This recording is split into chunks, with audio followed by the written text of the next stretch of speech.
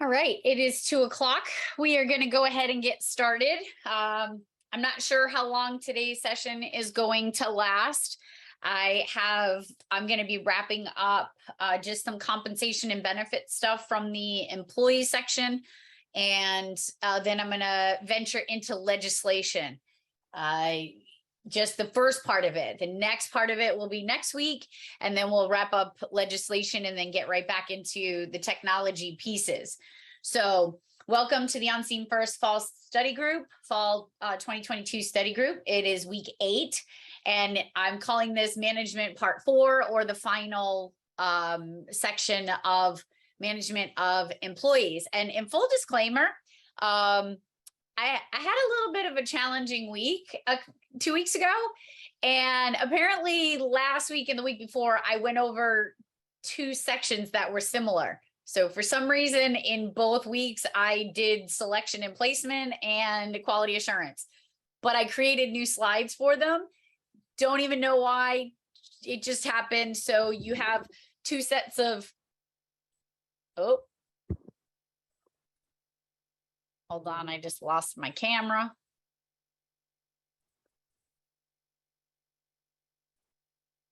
All right. So you have 2 sets of slides with just some additional information. I think the first batch of slides was from when I did it last session. And then the new one was for some added stuff that was added into the new edition of the study guide. So for whatever reason, you have a couple of sections that were duplicated 2 weeks in a row. Yeah, exactly, Kathy. Just making sure that you knew it.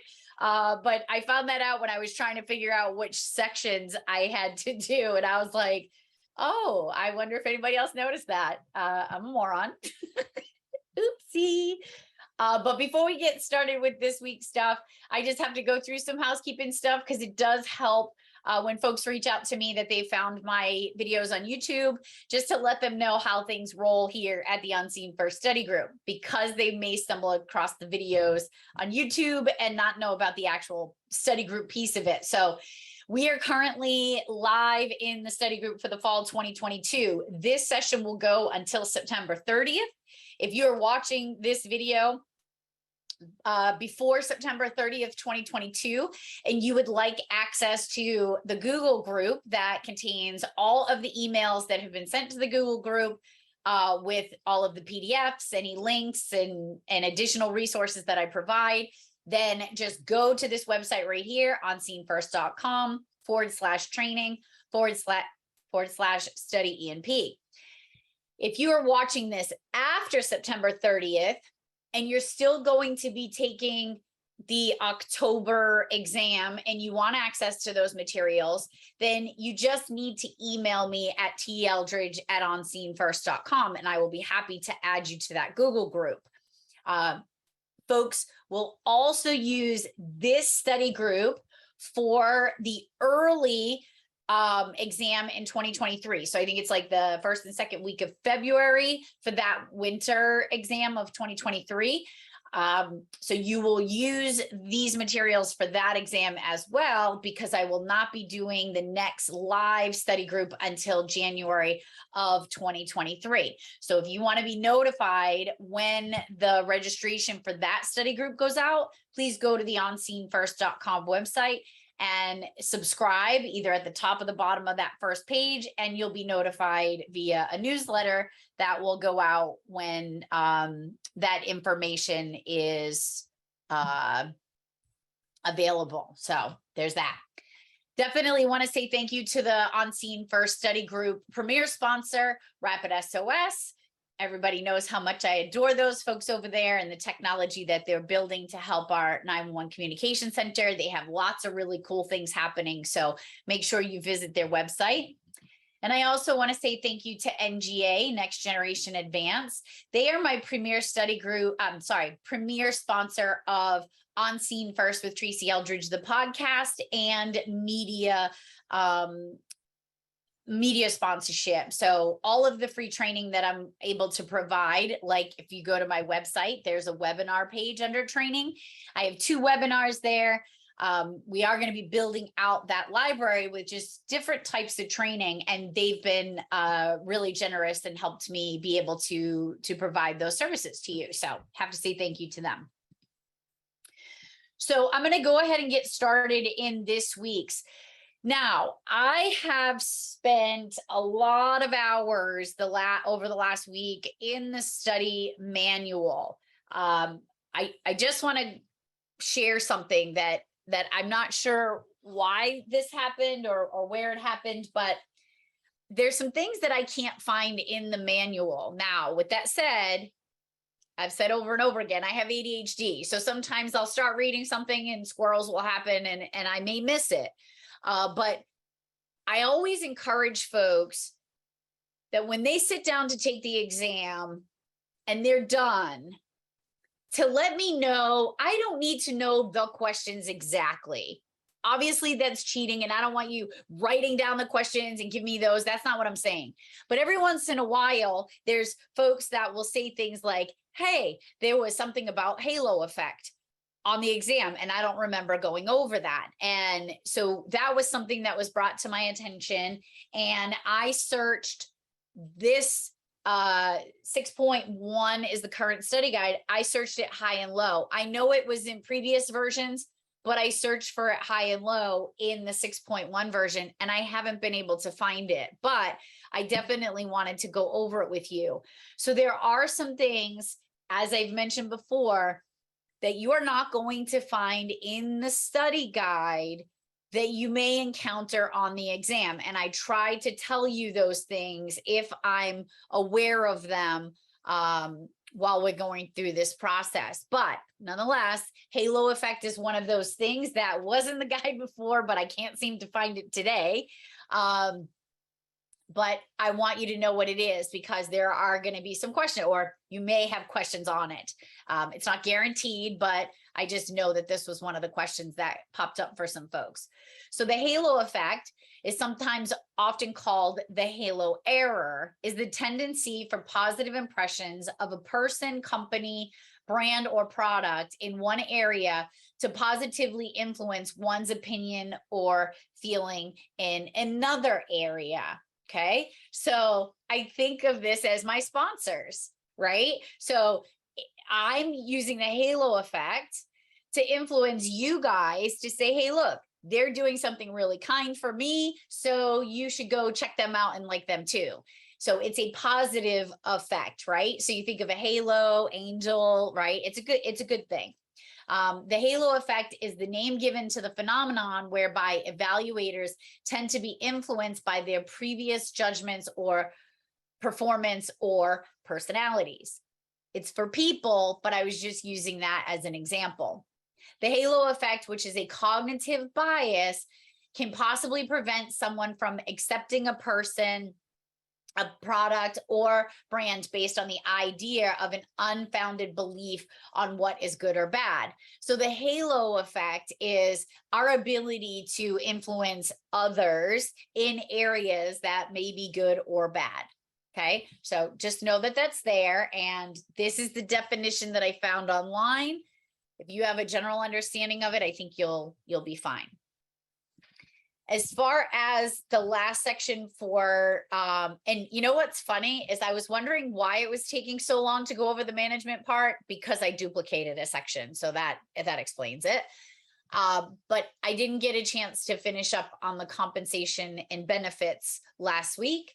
So there's only a very small section on compensation and benefits in the study guide, but more often than not, the compensation and benefit packages are outside the control of the PSAP personnel. So when you think about it, in my town, the town of Rochester is responsible for the compensation benefits. It doesn't usually fall on the individual department. Compensation is a major, but not the most important aspect of employee satisfaction. And we talked about some things that can contribute to employee satisfaction and retention, et cetera, a couple weeks ago.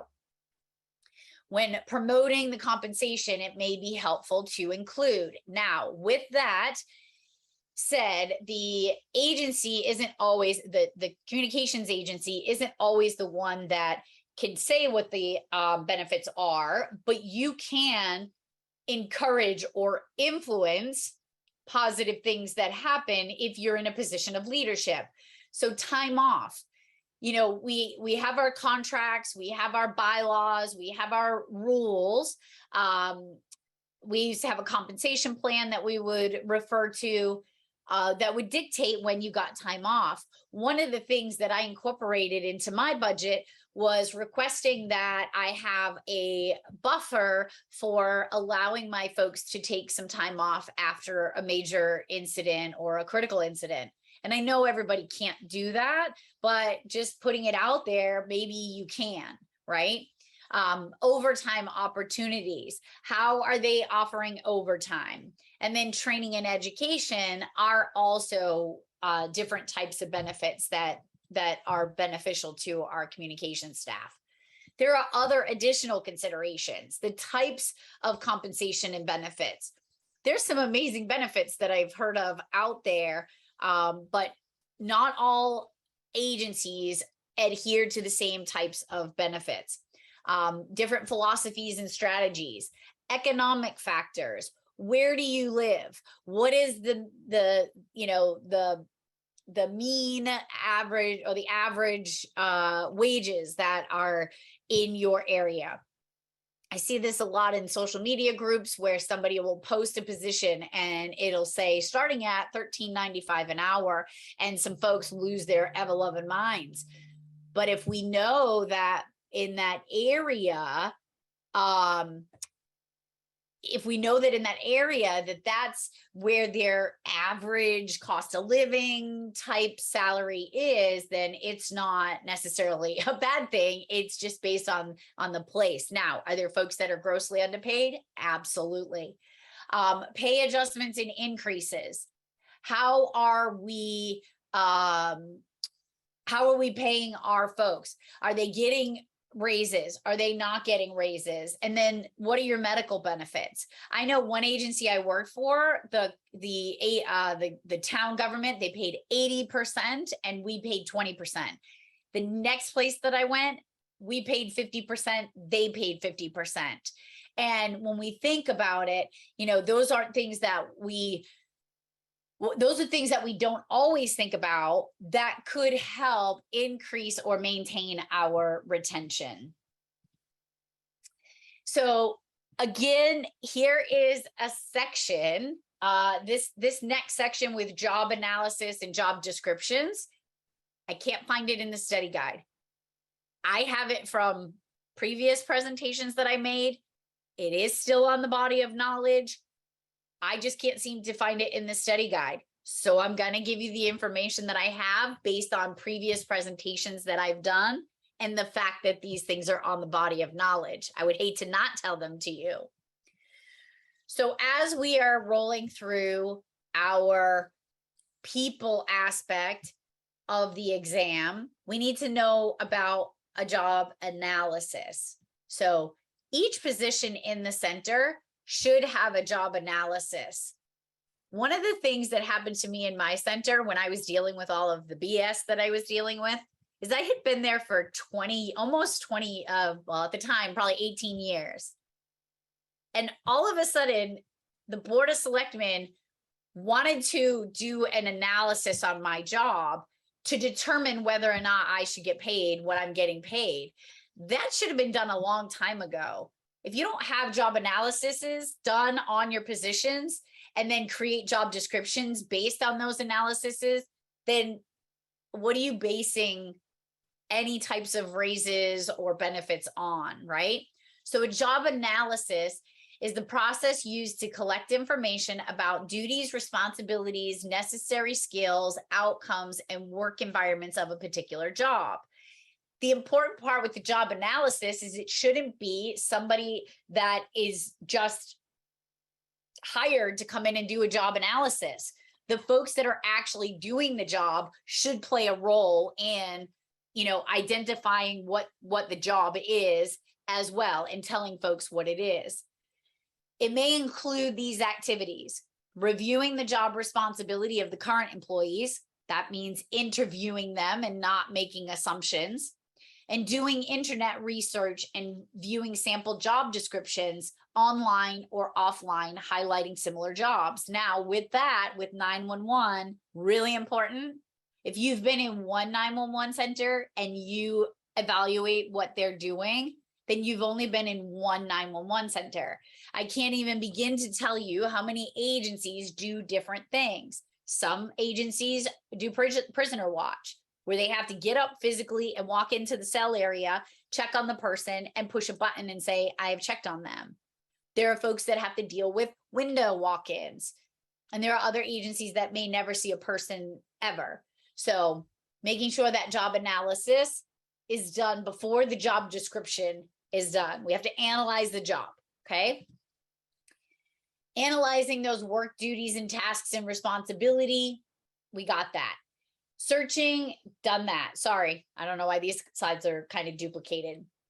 Articulation of the most important outcomes or contributions needed from that position. A job analysis can also be used in performance reviews to identify or develop goals and objectives, performance standards, and evaluation criteria.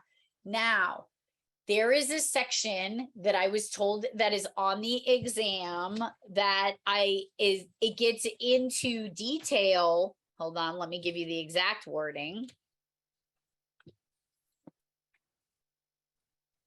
Where it talks about hiring, selection, appraisals, evaluation, and a couple of other things.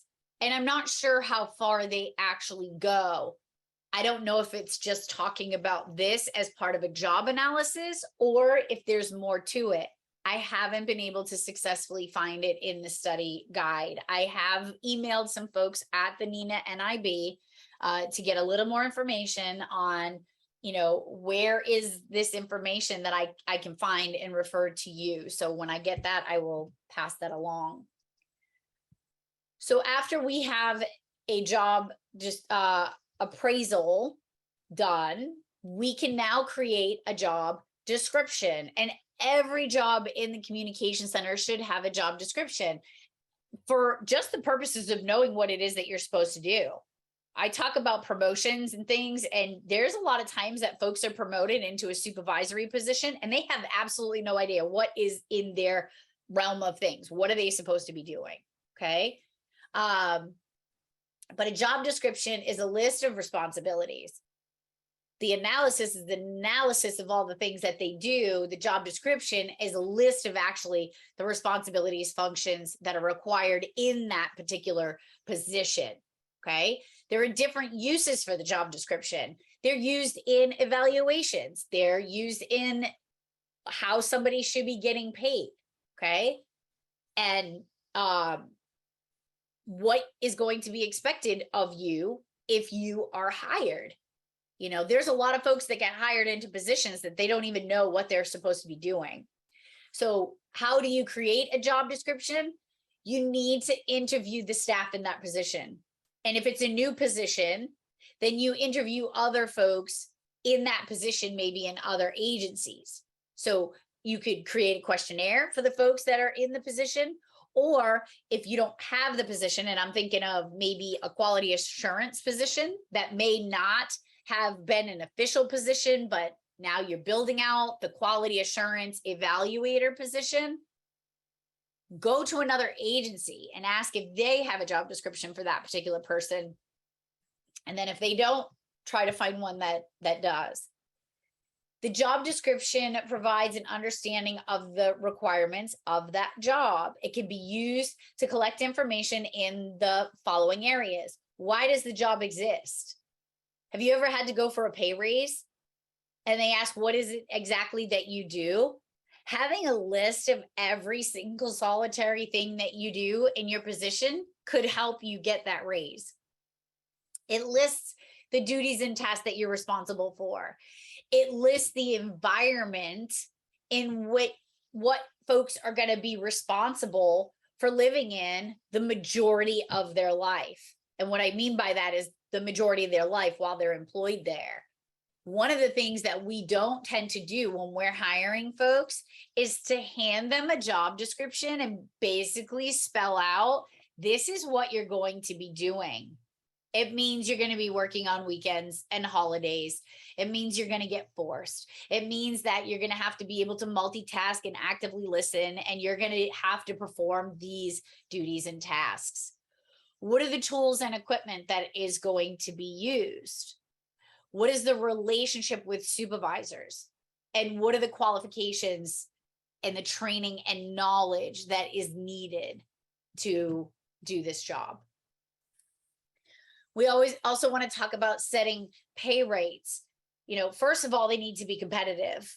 I am literally watching a city agency snatch county agency's employees because the city agency is paying much more than the county. Does that make sense? No. So they have to be competitive to an extent where, you know, we're gonna fight to get the same as the agencies around us. Determine what's comparable to the centers in the same state, but maybe not the same state, but more the same size in that state, because what they're paying in a city in Alabama is probably very different than what they're paying in a city in Chicago. Okay, it's just, that's what it is based on the cost of living. So it's not a matter of comparing city to city, it's city in the state, if that makes sense. Determine what the national and state rates are. Employees need to be taken care of if they want to stay. So what is going to keep your folks, and think about what they're making versus what the cost of living is in that area. So managers need to be aware of what their employees are receiving, what they're entitled to, and what other agencies are paying. If you are currently or intend to employ people, you would want to set the pay rates that will encourage potential applicants to apply and keep existing workers happy and motivated. I saw on a Facebook group the other day, they were talking about wages, and somebody had mentioned that their new hires are coming in at the same rate as the folks that have been there for more than 16 years. That doesn't even make sense to me, because of the years of service, etc. So I've also seen folks have displeasure in, oh, we're going to give you a signing bonus. Okay, signing bonus is great, but what did you give the folks that have been there for years? Is there longevity in place? Are you making those folks happy? Okay. And bottom line, we're going to get into legislation in just a little bit. You must make sure that your pay arrangements are not discriminatory towards anybody. We'll talk more about that. There are two main types of pay rate systems. There's basic rate systems. They pay workers a fixed amount on an hourly, weekly, or monthly basis. These are simple to operate, but do not offer any incentive to their workers, okay? And then there's variable or incentive schemes, are where all or part of the worker's pay is based on performance, skills, results, and profits. They could be used, they could be more expensive this way if your workers are highly motivated and successful. There are times where you have incentive schemes in 911 centers. Now, most centers use basic rate systems. You get an hourly wage or you get a salary. But there are times where they may use an incentive scheme for things like EMD, EFD, EPD, and different certifications that you might have, or even somebody who is bilingual, right? So that is considered part of the setting pay rates. Succession planning. I have a piece in one of my classes on this right here. Is a lot of times directors hoard knowledge and they don't always plan for succession. Okay. So I want to first talk about mentoring. So mentoring is the process whereby an experienced, highly regarded, empathetic person guides another in the development of his or her own ideas. Learning, personal and professional development is mentoring. So when you're encouraging somebody, you are mentoring them. When you are helping them to be better, If you're encouraging them to go for things, then you are mentoring them. Leadership development, okay? The management process of identifying and developing employees with potential to fill key leadership roles within the organization is defined as succession planning. So, you know, one of the things when I left my center, I did not do this very well. I was the director that kind of kept all the information because I thought that's what I was supposed to do. Now, if I was in a center, I would do things a little bit differently. I would make sure that more than me knew how to do things because I know how stressful it was when I had to learn it on my own. You know, I mentioned at the beginning of last week's presentation that 2 Sundays ago, or a week and a half, a little over a week, almost 2 weeks ago now, our fire chief went into cardiac arrest. Our team saved him, which was wicked cool. And he's slowly migrating back into work. But he was the only one that really knew how to do a lot of the things. And we have since put plans in place to say, hey, look, God forbid something like this happens. We need to have somebody who can take care of these things and not just learn it on a wing and a prayer, right? So, and then cross training, external training and internal training opportunities, pre and post requirements, and continuing education, internal for CTOs, assistant supervisors, and supervisors, refresher training and monthly meetings. Again, being able to have folks understand the functions of more than one position is what we are referring to as cross training. If you have to fill in somewhere, it's like you're getting ready to be that understudy, right? If you have to step in and help somewhere.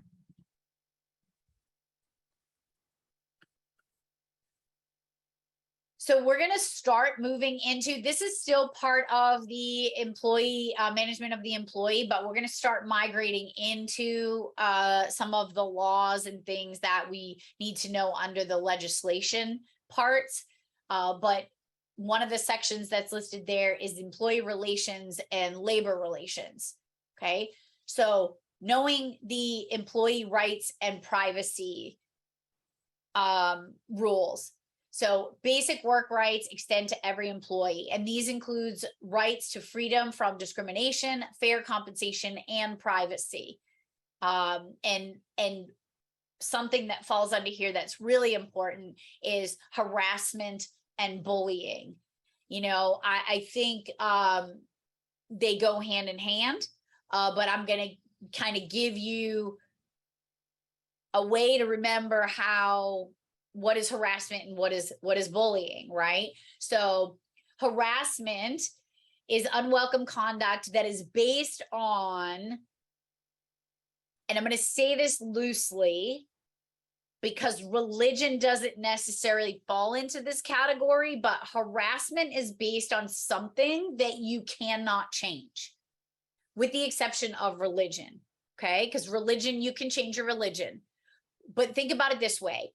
It's something you're born into, right? So whatever the case may be, is harassment is unwelcome conduct based on race, color, religion, gender, okay, sexual orientation, gender identity, pregnancy, national origin, older age, they list as being over 40, having a disability or a genetic information, right?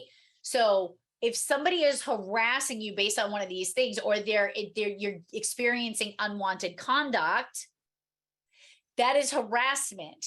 Bullying in the workplace is a term that is referred to unfavorable treatment that an employee suffers at work, such as physical and verbal abuse, sexual harassment, discrimination, and intimidation.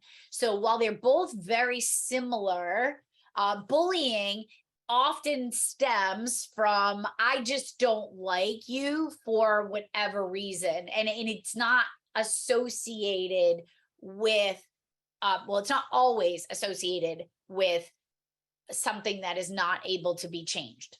Okay. So if I came in and my hair was colored, purple, pink, yellow, green, whatever, and I'm being bullied for that, or somebody is causing issues for that, that's going to fall more into bullying.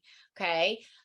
If I've made it very clear that I have certain religious beliefs, or, there's different types of folks that are in my family, and somebody is going to come at me because of it, then it's going to fall into the harassment category.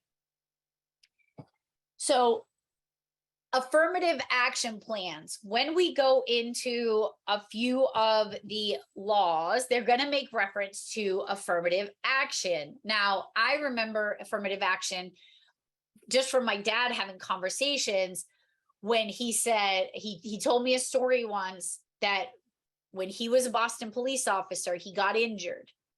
And when he got injured, he was out on medical leave, and it was right about the time that affirmative action was coming into play, and they needed to not be discriminating against, people of color and women and minorities, and they had to give everybody an opportunity. So when you look back in the Boston, police department, it was predominantly white males at that time. So they had taken a lot of the injured officers and they retired them out medically to be able to allow for affirmative action.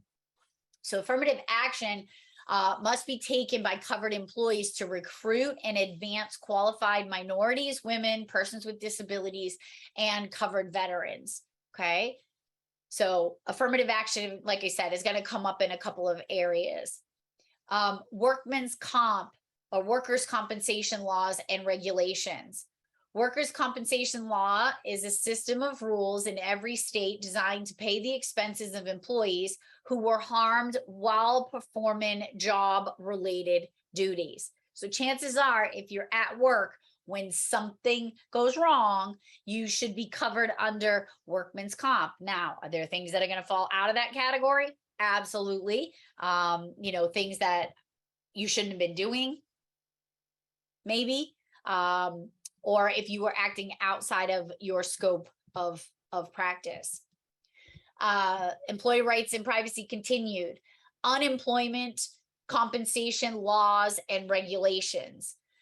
So unemployment insurance provides workers whose jobs have been terminated through no fault of their own monetary payments for a given period of time until they find a new job. I collected unemployment once in my life. I was working for a novelty store in a mall around here. I went to work on a Saturday night. I was opening back up on Sunday, and sometime between Saturday night at 9:30 when I closed the gate and when I got in at noontime on Sunday, the company took everything out and they closed. And there was an envelope on the counter that says, here's a severance check. Okay. They decided to close the store, but they didn't communicate it to me as the manager. And now I have no job. So, it was no fault of my own. I was able to collect unemployment. Social Security is defined as consisting of public programs intended to protect workers and their families from income losses associated with old age, illness, unemployment, and death. Canadian Labor Relations Board. Okay. Now, there isn't a lot for the Canadian folks and their exam in this study guide, but there are some things that are listed. Okay. So the things that are listed, I'm going to share with you, but if I don't have access to them and you're looking in the body of knowledge, you might need to look up those laws on your own. Okay. So Canada Labor Relations Board. The board's mandate is to contribute to and promote a harmonious industrial relations climate in federally regulated sector and contribute to the health and safety. It's almost like our OSHA here in the United States, and we'll talk about OSHA in just a minute. And safety and labor standards in the workplace through the impartial, effective, and appropriate administration of rules of conduct that govern employees, labor, and management. And yes, labor is spelled differently than how we spell it here in the US.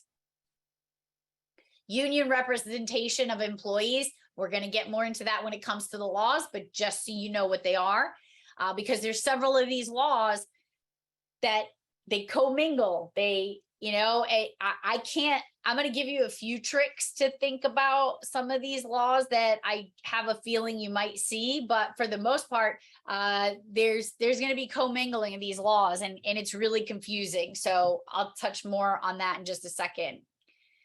But the union representation of employees, labor unions officially obtained the right to represent employees under the law when the National Labor Relations Act was passed in 1935. And we're going to talk about that a little bit more, which the NLRA is also, the National Labor Relations Act is also called the Wagner Act. We're going to talk about that. I'm going to give you a funky, cool way to remember it. You're going to think I'm off my rocker, but it is what it is.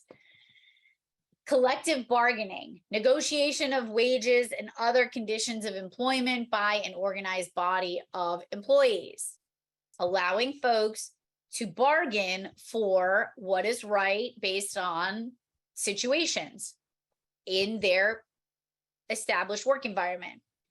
Unfair labor practices, an action by an employer union that violates the National Labor Relations Act. Again, if you're not doing what you're supposed to be doing, there's going to be ramifications for that through some of these practices. A strike. Strikes are work stoppages caused by the mass refusal of employees to work. A lot of times in public safety, you do not have the right to strike, okay? So maybe they hire folks to strike on their behalf, but as a collective bargaining unit, there is usually very clear language that says you as a public safety entity are not allowed to actually physically strike, meaning you can't shut down to go out and picket. Doesn't mean that it doesn't happen, but it's definitely, you can't do that as a whole. Boycotts is a group's refusal to work for, purchase from, or handle the products of a business with which the group has no dispute. So it would be like me saying, oh, you can't get training from this training company. You shouldn't. Boycott them. Stop buying training from them because it benefits me and I don't really have a dispute with them, but I heard through a friend, this is what they did. Okay, so not really cool. So we are going to continue on with the employment laws. My disclosure here is you have a body of knowledge, and that body of knowledge lists a handful of employment laws and regulations. Those are the only ones that we're doing today, are the ones that have to do with the people and the employment aspect. We have another batch of laws that we'll finish and go over with next week. When it comes to these laws, the best way for you to memorize them is to take the PDF that I have here, maybe print it out, and read the definitions. Turn the paper over and see if you're getting the gist of what each one is. I know that there are the laws on some of the Quizlet flashcards that are there. But I also want to just say that the legislation, if you add up all the percentages, there's 5% of the questions are for this section, the employment laws and regulations, and then there's another 5%. And that's a pretty low number of questions that you could get wrong. So think about how much time you want to invest in learning the laws. I have the way that I have it broken out here, and I hope it's going to be beneficial from what I remember and from what folks have shared with me, that I'm going to tell you the places where I think you should spend the most time. With that said, it doesn't mean avoid all the other stuff. It's just, this is a hard section because a lot of the laws overlap each other.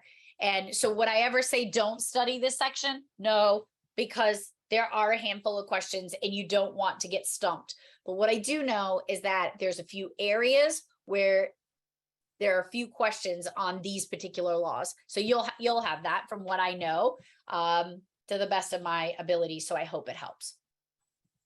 So as we go through, if you see a star, either in the lower left or the upper right corner, it's going to say it's either on the body of knowledge, or I know it to be a question that you should study because it was on the test, or both. Okay. So it doesn't mean don't listen to the stuff that doesn't have the star. These are all of the laws. Every single one of the laws that is listed in the study guide is identified in my presentations. Where you should focus a lot is the ones with the stars. Can't put it any other way. So the first one is the Equal Pay Act, EPA. I am going to say this: if there's a star on there and there's an abbreviation, you should know the abbreviation for that law. Because I do recall the Civil Rights Act, CRA. I remember it being listed and it just said CRA. And I was like, what the heck is CRA? And it took me a little bit to realize that it was Civil Rights Act. Okay. So I'm recommending that you put time into the ones that I give you that have the star on them to identify those abbreviations, because you'll probably see them. So the Equal Pay Act, EPA, was abolishing wage disparity based on your sex, your gender assigned at birth. This was an amendment to the Fair Labor Standards Act. The only exemptions are, so there are folks that could claim, I'm not getting the same pay because I'm a female or I'm a male. There are only a few exemptions where it could look disparaging, but it's not. And so the only exemptions where a male can make more than a female is if it's based on seniority, if it's based on merit of the position, okay, the work that you've put into that, based on the quantity and quality of the product or the work that you're providing, and any other factors that is not specifically based on your sex. Okay.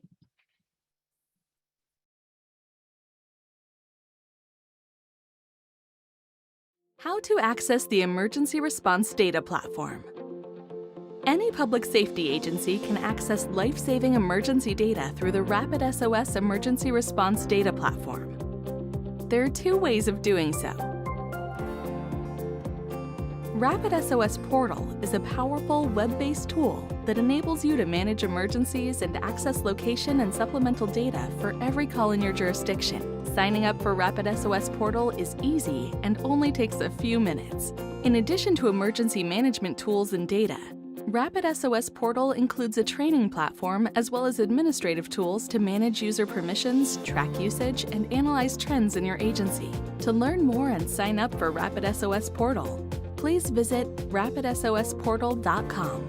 RapidSOS also integrates with every major CAD, CPE, mapping, or other public safety softwares. With an integration, you can receive RapidSOS data through your existing workflow, and you won't need any additional screens, tabs, or windows. To learn more about integrations, visit rapidsos.com/public-safety-partners.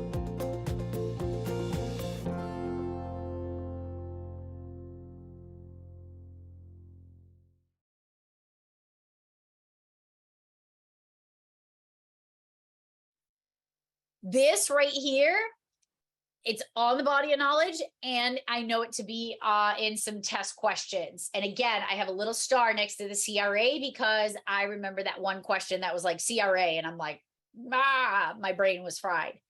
But the Civil Rights Act 1964, as amended 1972 and 1991. Now, I don't recall having to remember the dates. With that said, I don't know if the test has changed. I don't remember them saying what year was the Civil Rights Act. Okay. I know it's more or less generally understanding what the actual law was. And I just thought it was really cool because I talked about one of the laws, and somebody sent me an email and they remembered what I said here, and they were able to answer the question because they remembered what I was saying here. But the CRA, Civil Rights Act, applies to both public and private organizations with 15 or more employees. Now, with that said, if you have 5 employees, it doesn't mean that you can't get yourself in trouble with the Civil Rights Act, okay? It is also referred to as Title VII, and Title VII prohibits discrimination against or segregation of an employee based on race, color, sex, religion, and national origin. Okay, so there's your civil rights. Age discrimination. This one is listed in the body of knowledge. Age discrimination in Employment Act as amended, 1967. To fail or refuse to hire or to discharge any individual, otherwise discriminate against any individual with respect to his or her compensation, terms, conditions, or privileges of employment because of their age. It is also to limit, segregate, or classify his employees in any way which would derive or tend to deprive or tend to deprive any individual of employment opportunities or otherwise adversely affect his status as an employee because of their age. And then you cannot reduce the wage of any employee in order to comply, reduce the wage. Okay, so if I turn 40, which they're calling older people, and I don't move as fast as the other folks, or I don't do the job as quickly, or maybe my eyesight's getting bad or my hearing's getting bad, you really need to be careful here. Okay. This one, it's listed in the book. I don't recall hearing anything of it, and I don't recall seeing anything of it. So I'm going to leave this one. You guys can read it. But this is what I'm going to tell you is if I had to remember it, this is how I remember it. Vocational Rehabilitation Act overview. I know it has something to do with folks with disabilities. And I'm not going to remember the entire definition because I've never heard of it, and it's probably not going to stay there. But I do know that vocational, to me, means work, vocational school, hands-on working. And sometimes those that have a disability need rehabilitation, okay? Depending on what it is for. So that's the way my brain works. You can take it for what it is, but it is Vocational Rehabilitation Act, and I know that it's based on those that are working with disabilities. That's just how my brain remembers it. Vietnam Era Veterans Readjustment Assistance Act, just the overview. This is the acronym for it, VEVRAA. This is in your study guide. It is not on the body of knowledge, nor do I recall anybody referring to it, but it's a law that prohibits federal contractors and subcontractors from discriminating in employment against protected veterans and requires employees to take affirmative action to recruit, hire, promote, and retain these individuals. This one is on the body of knowledge, and I feel like I may recall something about pregnancy. I think it's more under the illegal interview questions. You can't ask somebody if they're pregnant. They can't be discriminated against if they're pregnant. But as far as the law goes, it is in the body of knowledge.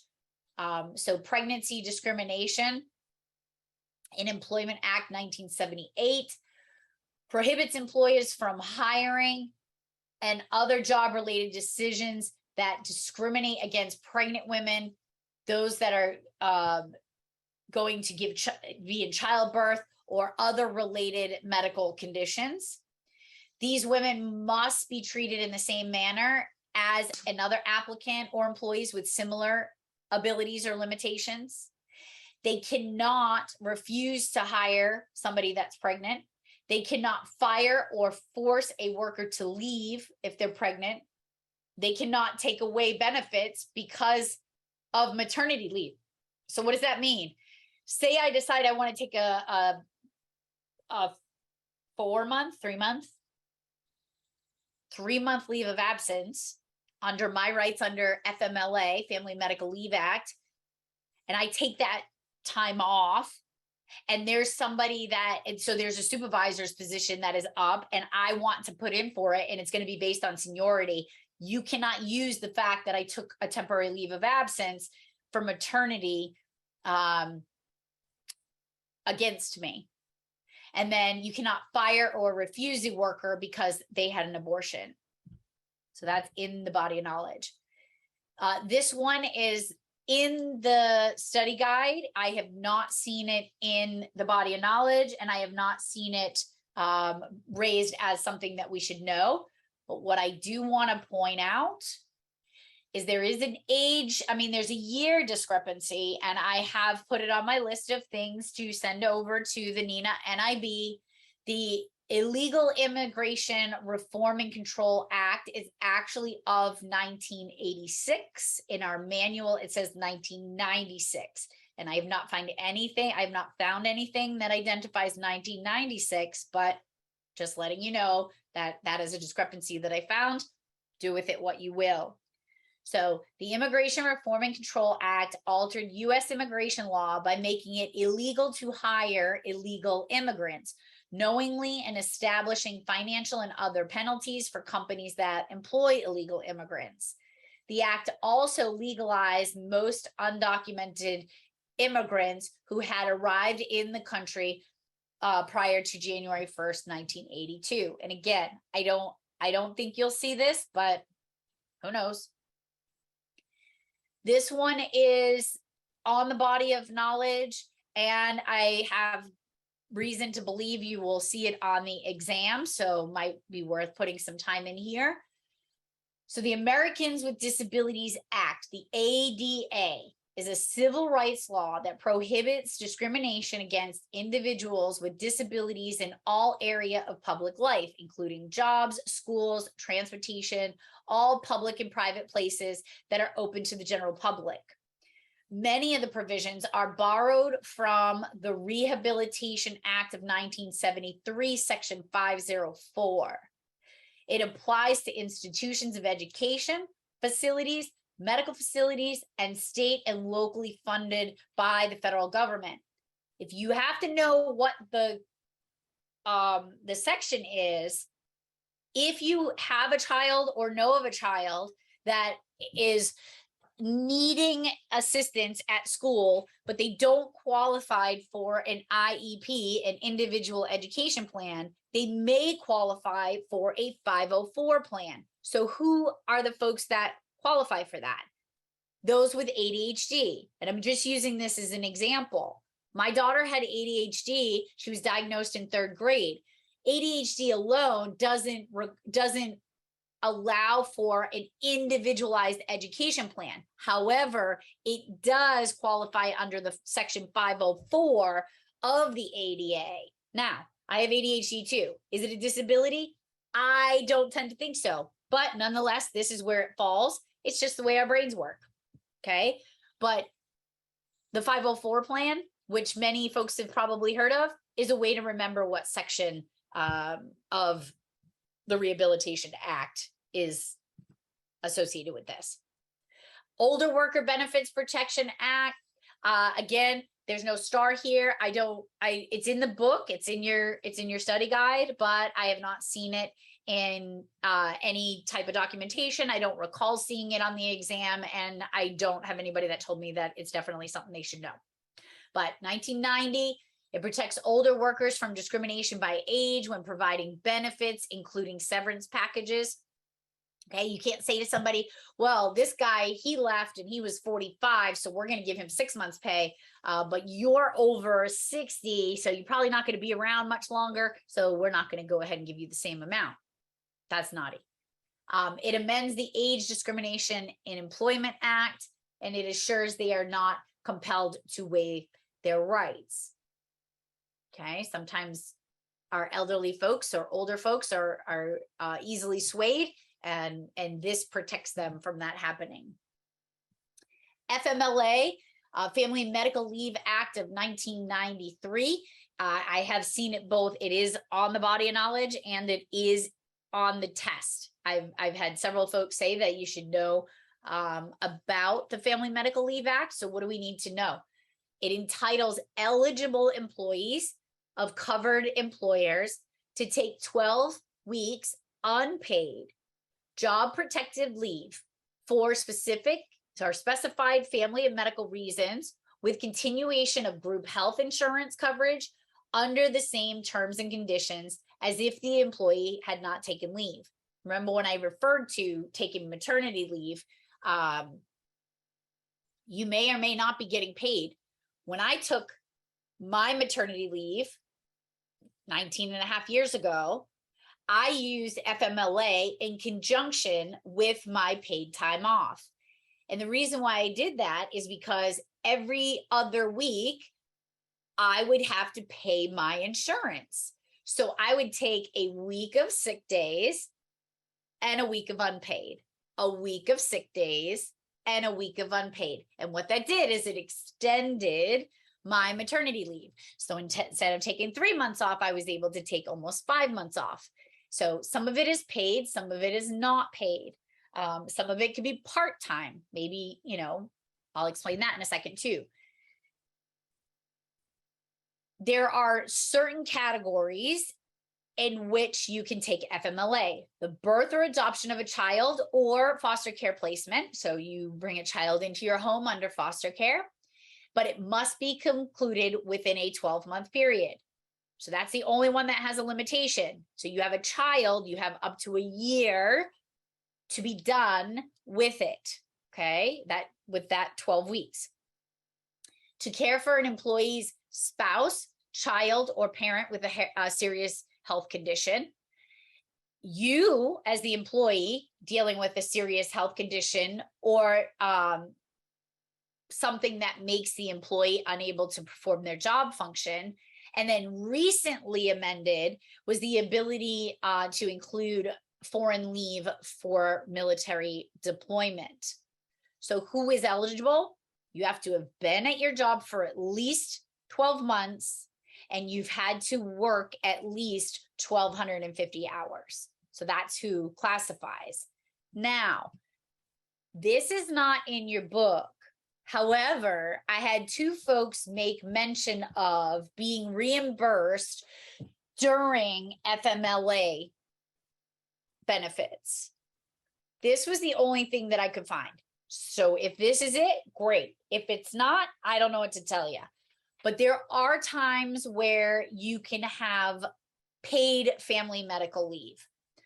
When eligible workers take leave, they receive partial wage reimbursement from a fund equal to the percentage of their pay, often capped on a weekly or monthly basis.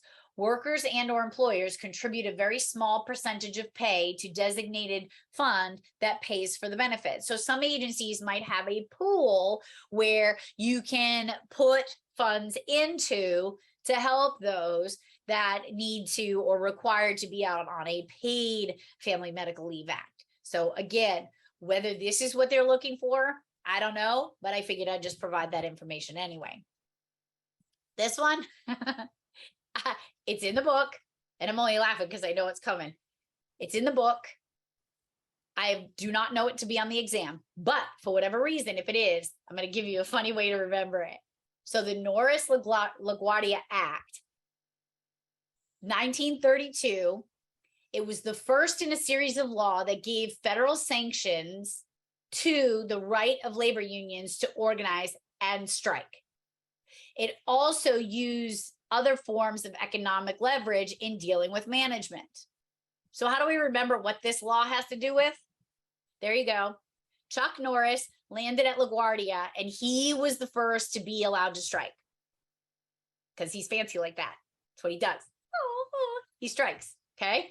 So Chuck Norris landed at LaGuardia And he was the first. I cracked myself up. I don't know. Is anybody else laughing? It's stupid. But if you got it on the exam, you would be thinking of Chuck Norris at the LaGuardia area striking people. So there you go. Wait till you see this one. The Wagner Act. This I know to be on the exam. It is in your study guide. It is not on the body of knowledge, but I know it to be on the exam because a few folks have told me that it's there. And again, the body of knowledge is things that you should study. Honestly, when I start the study groups, I'm going to say the body of knowledge is there for the stuff that you absolutely should study, but you still should go through the entire book because the body of knowledge is not everything that's on the exam. Okay. The Wagner Act. It's also known as the National Labor Relations Act, NLRA. It guaranteed covered workers the right to organize and join labor movements, collectively bargain, and strike.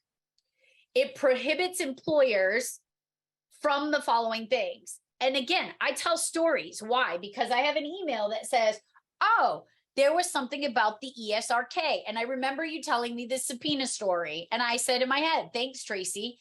That has nothing to do with this one, but I'm going to tell you a little story. So maybe it will stick. So 2003, I had gone out on maternity leave and a few of my coworkers decided that they wanted to unionize. I wasn't at work, but there was one of them that was spearheading the initiative to become a union. They weren't happy with the way things were going and they wanted to start a union. The Wagner Act is what's going to protect that employee from things going sideways because they've initiated it. And then it was going to protect the rest of us as employees as we went through this process, or even once we unionized. Okay. So it prohibits employers from interfering with the formation of a union. As soon as a team of people say, we are going to unionize, that is it. They are protected. And the Wagner Act is protecting them. Okay. And it's also the National Labor Relations Act, NLRA. It prohibits employers from interfering with or restraining employees engaged in the exercise of their rights to organize. So I don't know what restraining really means, but preventing them from doing their job, treating them differently because they are in this collective bargaining unit. It prevents them from imposing any special conditions of employment to encourage or discourage union membership. So I'll just give an example that this isn't what happened in ours, but we had full-time and part-time folks. The part-timers were able to join the union. But if I said to my staff, if you are a part-timer and you choose not to join the union, I'll give you holidays off, or I'll give you Sundays off. I'll give you weekends off. That's interfering with it, swaying them in one way or the other. I cannot discharge or discriminate against any employee because they gave testimony or filed charges under the act. So if there was something that went sideways and union representation was brought in, I can now not discriminate. I can't go after the person that brought those charges against. And then I can't refuse to bargain collectively with an employee union. And this happens all the time. So how are we going to remember the Wagner? Are you ready? This is how we're remembering the Wagner Act. So remember Jack Wagner? Jack Wagner played Frisco Jones on the national syndicated show General Hospital. So it's Jack Wagner. He was an agent. See the little badge on there? So we're going to pretend that Jack Wagner was the one that enforced union rights for hospitals, for the General Hospital. Okay? I know it's stupid. It's super stupid. But that's how my brain works. So you will remember that the Wagner Act is the National Labor Relations Act that helps enforce protection of employees and their rights to unionize. So you think about the hospital, you think about these folks that are out there and they're unionized and they're wanting their rights, and you think of Jack Wagner in that little silly uniform right there, and then hopefully you'll remember it. There you go. The Fair Labor Standards Act is on the test. It is in your book. It is not on the body of knowledge. So it's also known as the wage and hour law. It basically sets minimum wage and the maximum amount of hours and time off requirements, time and a half requirements. So it'll set that 40-hour work week and anything over 40 hours or anything over an 8-hour day in certain organizations. The Fair Labor Standard Act, based on the position, is what sets the wage and the hour laws. There is a star next to exempt and not exempt, because I'm pretty confident you will see these again. It was brought to my attention they were on the exam. So exempt employees under the Fair Labor Standards Act, exempt folks are not subject to overtime and record keeping. In other words, their salary. So if I am an exempt employee, I do not get overtime and I do not have to keep records. And then non-exempt, sorry, I need to move that bullet in and I'll do that before I send it over. Non-exempt is they are subject to overtime and record keeping. Okay. So think of the sentence. If you can't remember which one is which, my boss is exempt from overtime. That is if their salary. Okay. A lot of times those in administrative and leadership positions, chief dispatcher, police chief, fire chief, majority of those folks are salaried positions. So if you have to break it down and process it in your head, because you will see these two, there's a question regarding them. So you should try to figure out a way to know the difference. So if you are exempt from overtime, then you are a salary position. Okay. Non-exempt means that I do get overtime and I have to keep track of those hours. So as an exempt employee in my position, I was salaried. I made a salary and I did not have to write down my timesheet every day because I was salaried. I was exempt from overtime. Okay. And exempt and non-exempt is determined by the nature of the position, duties, and responsibilities. And from what I remember if I remember correctly, the reason why my position was exempt, salaried, exempt from overtime, is because it was 80% administrative duties. So that was what the criteria was for me to be able to be an exempt employee and make a salary versus having to keep track hourly as a non-exempt. Okay. And these standards are enforceable for both full-time and part-time employees. Okay. OSHA. This one is in your manual. I don't recall if it is on the exam. I feel like it is familiar being on the exam, but I didn't put a star there because I'm not 100% sure. But again, you should be reviewing all of these. Okay. 1970, OSHA is to make sure employers provide their workers a place of employment free from recognized hazards to safety and health, such as exposure to toxic chemicals, excessive noise levels, mechanical dangers, heat or cold stress, or unsanitary conditions. Each state is allowed to have their own OSHA type rules. In other words, safe work environment rules, but they have to at least meet the federal standards of the Occupational Safety and Health Act. Okay. And then there's a catch-all standard within there that basically covers anything that's not listed in that section below. And I put the rolling chair.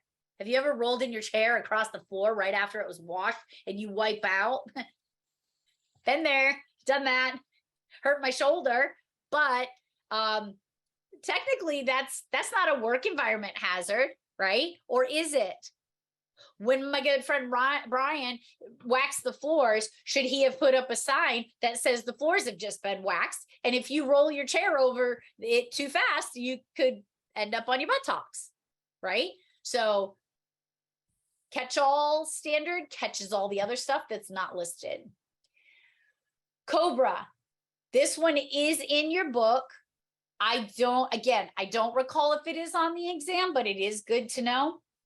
It allows many employees to stay on their employer's group health plans for a period of time after losing their job. The ways that we lose our job vary, but these are the things that are covered. Voluntary or involuntary termination. Your hours were reduced. Okay, so say I was full-time and then full-time wasn't needed, so they dropped me down to 20 hours a week, which didn't allow me to have insurance anymore. I could be on Cobra, okay?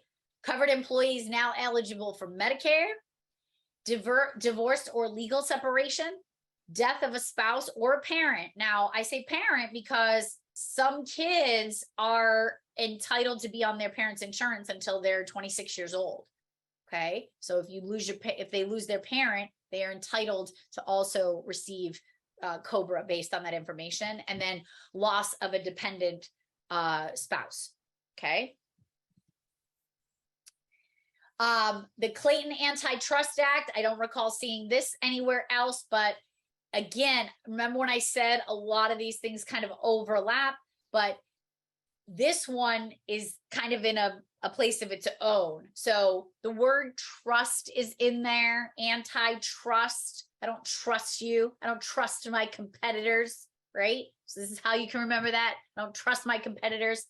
The Clayton Antitrust Act of 1914 prevented unfair methods of competition, prohibits exclusive sales contract, local price cutting to freeze out competitors, rebates, etc. So in other words, you couldn't play dirty pool. I just remember in one of our sections, we talked about the switching, the guy that invented the actual automatic switching for the phone system. And because he was a coroner and his competitor's wife worked at the switchboard. So he invented this thing because there was a illegitimate advantage for the woman at the switchboard that anytime somebody needed a coroner, she would automatically forward it to her husband, which was not cool. So if at that time the Clayton Antitrust Act was enacted, then can't do that.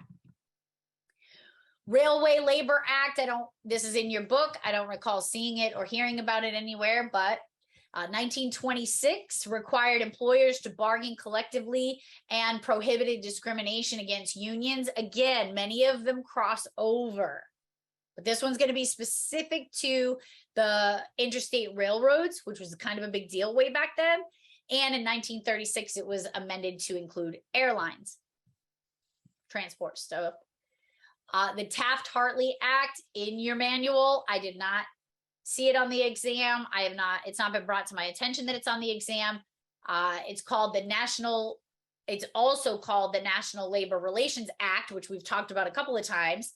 It establishes procedure for delaying or averting so-called national emergency strikes, excludes supervisory employee. This piece of that act excluded supervisory employees from the Wagner Act. Now, if you think about it, a lot of times supervisors are not able to be in the union or the collective bargaining unit, and this did that.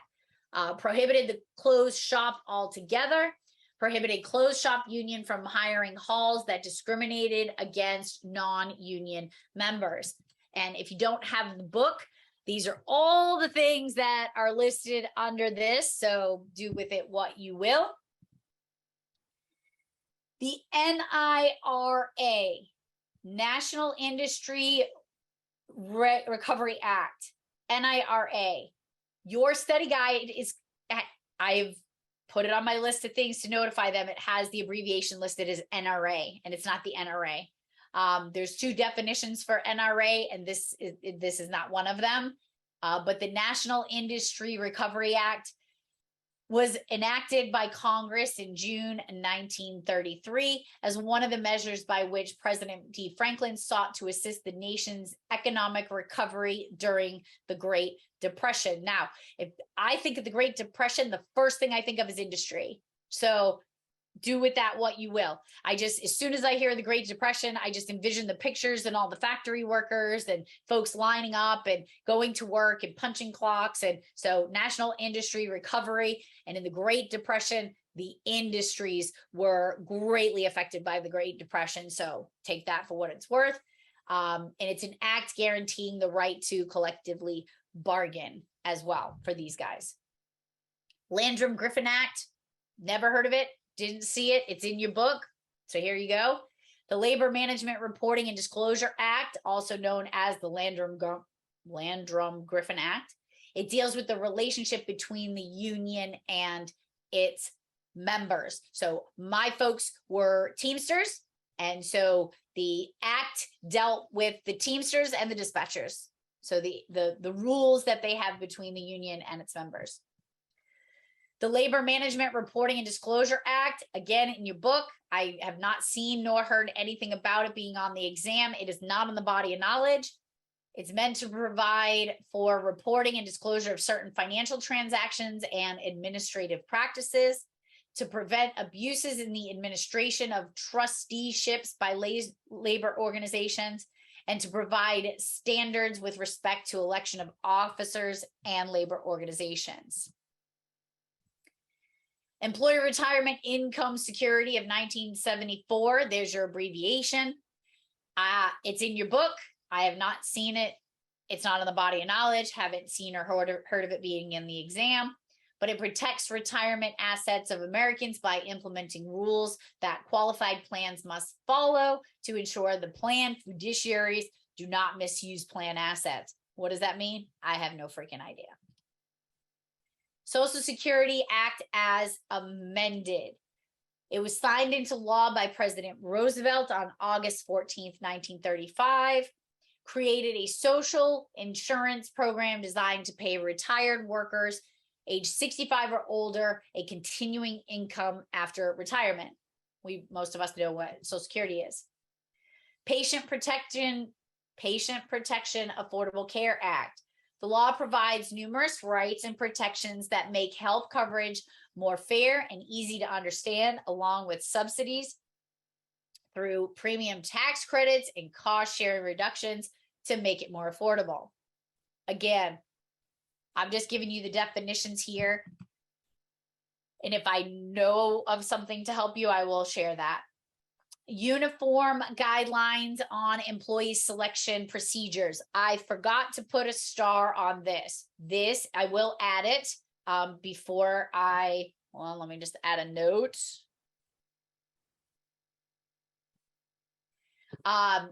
This is on the body of knowledge. Has it been on the exam? I don't know, but it is on the body of knowledge. Uniform guidelines on employee selection processes. The Uniform Guideline on Employee Selection Processes applies to all selection procedures used to make employment decisions, including interviews, review of experience or education from application forms, work examples, physical requirements, and evaluations of performances. It does not give you the website. I couldn't find this in the book, okay? I didn't find it in the guide. It is on the body of knowledge, but I've also given you the address here, the website, because I think there's some interesting information here that you can take with you to your agency to help you with hiring and your selection process. So there you go. So with that, that is all I have for you today. If you have any questions, there's my email. Don't forget to check out the podcast. I launched one this week with my friend Cassie Sexton about the for first responder wellness. They're doing amazing things. Make sure you check out the On Scene First Safety Net Facebook group. If you're going to join, make sure you add what agency you're with so I can add you there. But until next time, my friends, stay safe, stay strong, and stay here. We need you. and enjoy your weekend, if it is in fact your weekend. I'll wait a few minutes, see if anybody has any questions, and then I will disconnect. Thanks, guys.